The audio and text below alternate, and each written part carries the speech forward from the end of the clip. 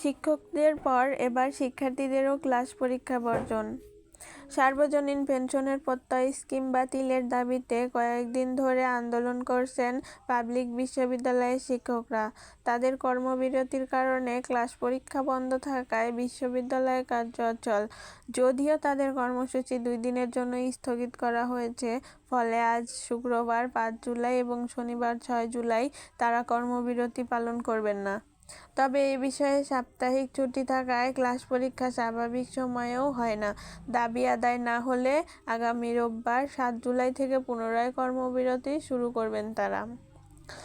এরই মধ্যে কোটা সংস্কারের দাবিতে দেশের সব বিশ্ববিদ্যালয়ে 3 দিনের কর্মসূচি ঘোষণা করেছেন আন্দোলনরত শিক্ষার্থীরা। বৃহস্পতিবার 4 জুলাই সন্ধ্যায় রাজধানীর শাহবাগ অবরোধ থেকে এ কর্মসূচি ঘোষণা করা হয়। এর অংশ হিসেবে রোববার থেকে তারাও ক্লাস পরীক্ষা বর্জনের সিদ্ধান্ত নিয়েছেন।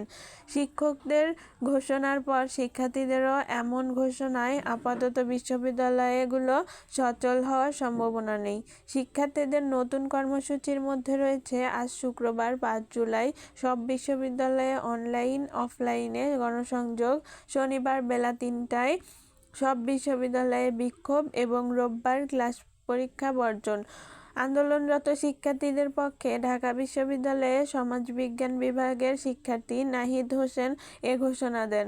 পরবর্তী শাহবাগ ছেড়ে যান আন্দোলনকারীরা।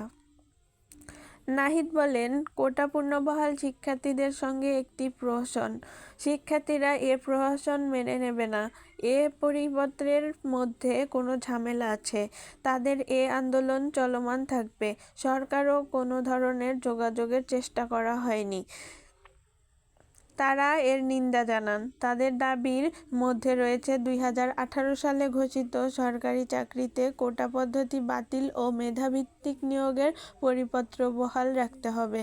পরিপত্র বহাল সাপেক্ষে কমিশন গঠন করে দ্রুত সময়ের মধ্যে সরকারি চাকরিতে সকল গ্রেডে অযৌক্তিক ও বৈষম্যমূলক কোটা বাদ দিতে হবে এবং কোটাকে ন্যূনতম পর্যায়ে নিয়ে আসতে হবে। সেক্ষেত্রে সংবিধান অনুযায়ী কেবল অগ্রসর জনগোষ্ঠীর কথা বিবেচনা করা যেতে পারে। এছাড়া সরকারি চাকরির নিয়োগ পরীক্ষায় কোটার সুবিধা একাধিকবার ব্যবহার করা যাবে না এবং কোটার যোগ্য প্রার্থী না পাওয়া গেলে শূন্য পদগুলোতে মেধা অনুযায়ী নিয়োগ দিতে হবে এবং দুর্নীতিমুক্ত, নিরপেক্ষ ও মেধাভিত্তিক আমলাতন্ত্র নিশ্চিত করে কার্যকর ব্যবস্থা নিতে হবে। এর আগে গত 1 জুলাই থেকে বাংলাদেশ বিশ্ববিদ্যালয় শিক্ষক সমিতি ফেডারেশনের ডাকে সব পাবলিক বিশ্ববিদ্যালয়ে কর্মবিরতি শুরু করেন শিক্ষকরা। এরপর থেকে ক্লাস পরীক্ষা সহ সব ধরনের একাডেমিক ও প্রশাসনিক কাজ থেকে বিরত রয়েছেন তারা।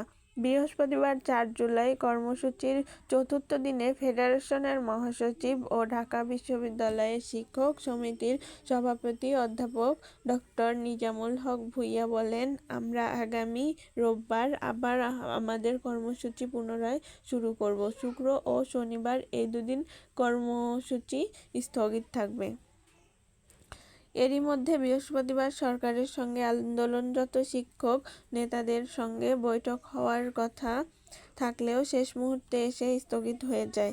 ঢাবি শিক্ষক সমিতির সাধারণ সম্পাদক অধ্যাপক ডাক্তার জিনাত হুদা বলেছেন, তারা এটি ইতিবাচক সমাধানের জন্য আশাবাদী। আওয়ামী লীগের সাধারণ সম্পাদক ওবায়দুল কাদেরের সঙ্গে এ কথা হয়েছে। তিনি বলেছেন, আমাদের সঙ্গে বসবেন। শিক্ষামন্ত্রী মহিবুল হাসান চৌধুরীর সঙ্গে আরেকটি বৈঠক হওয়ার কথা ছিল শিক্ষক নেতাদের, সেটিও শেষ মুহূর্তে স্থগিত করা হয়েছে। গত 30 জুন ঢাকা বিশ্ববিদ্যালয়ের কলাভবন ফটকে আয়োজিত সংবাদ সম্মেলনে কর্মবিরতির ঘোষণা দেন ফেডারেশনের মহাসচিব অধ্যাপক ডাক্তার নিজামুল হক ভূঁইয়া। সে ঘোষণার পর 1 জুলাই থেকে শিক্ষকদের সর্বাত্মক কর্মবিরতি চলছে।